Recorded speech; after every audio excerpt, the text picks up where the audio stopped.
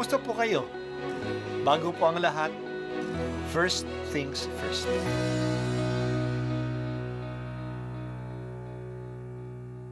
Good morning po. Sinisimulan po natin ngayon ang first things first. At dito po, tinatalakay natin sa unang bahagi ng umaga natin ay ang first readings na binabasa po sa banal na misa. Ito pong tinatalakay natin kasi madalas po kasi marami na tayong alam tungkol sa gospel readings. Pero konti po ang nagsasalita sa first readings. Pero ang first readings, bahagi din po yan ng Biblia, ng banal na kasulatan. Kaya susubaybayan po natin ang mga first readings, basahin po natin at kuminsan kailangan ng basahin ng 2 o 3 beses bago maintindihan kasi hindi po tayo familiar sa mga istorya at sa mga kaisipan na tinatalakay dito. Ang pagbasa mula sa aklat ng Deuteronomio. Sinabi ni Moises sa mga tao, "Matakot kayo sa Panginoon, ang inyong Diyos, at sundin ang lahat ng kanyang utos at mga tuntunin habang kayo'y nabubuhay.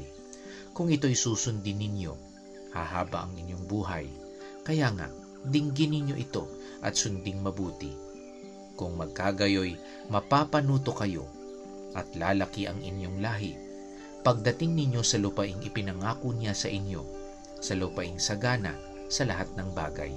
Dinggin mo, Israel, ang Panginoong ating Diyos ay siya lamang Panginoon. Ibigin mo ang Panginoon mong Diyos ng buong puso, kaluluwa at lakas.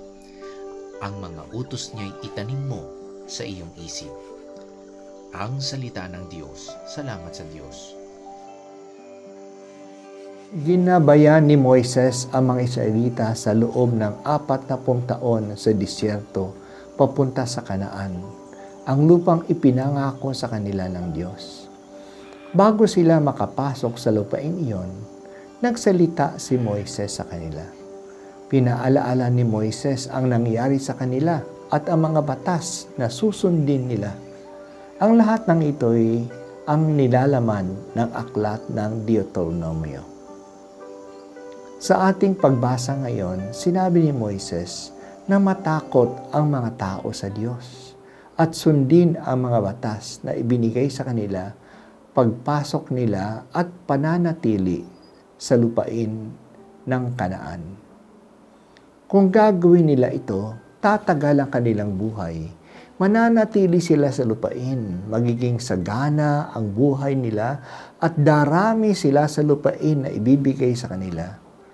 Ito yung mga traditional blessings ng Diyos. Mahabang buhay, kasaganaan at pagdami ng kanilang lahi. Isinasama na rin dito ang palagi nilang pananatili sa lupain. Ibinigay sa pagbasa natin ang Shema Israel. Ito ang pinakautos na dapat nilang sundin.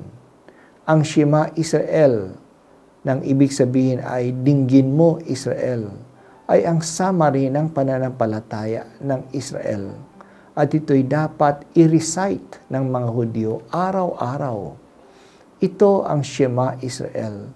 Dinggin mo Israel, ang Panginoong ating Diyos ay siya lamang ang Panginoon. Ibigin mo ang Panginoon mong Diyos ng buong puso, kaluluwa at lakas. Noong tinanong si Jesus kung ano ang pinakamahalagang utos ng Diyos, binanggit ni Jesus ang Shema Israel at idinugtong dito ang isa pang utos na galing naman sa aklat ng Levitiko na mahalin ang kapwa tulad ng pagmamahal sa sarili. Sa dalawang utos na ito, nakasalalay ang lahat ng kautusan ni Moises. Kung iisa-isahin ang mga utos ni Moises, mayroon tayong mga 613 laws. Pero ang pinakabuod ng lahat ng ito ay sinasummarize ni Jesus sa pag-ibig sa Diyos at pag-ibig sa kapwa. Walang hanggan ang pag-ibig sa Diyos.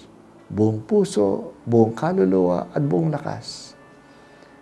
Ibibigay dapat ang lahat dahil sa ating pag-ibig sa Diyos.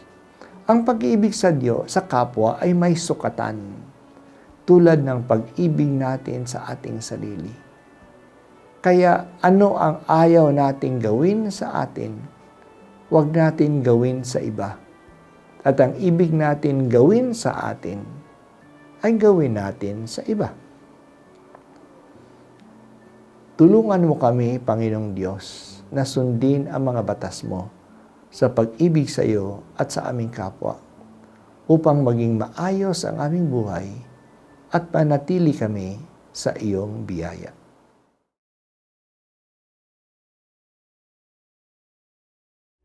At ako po ay si Bishop Broderick Pabilio dito sa First Things First.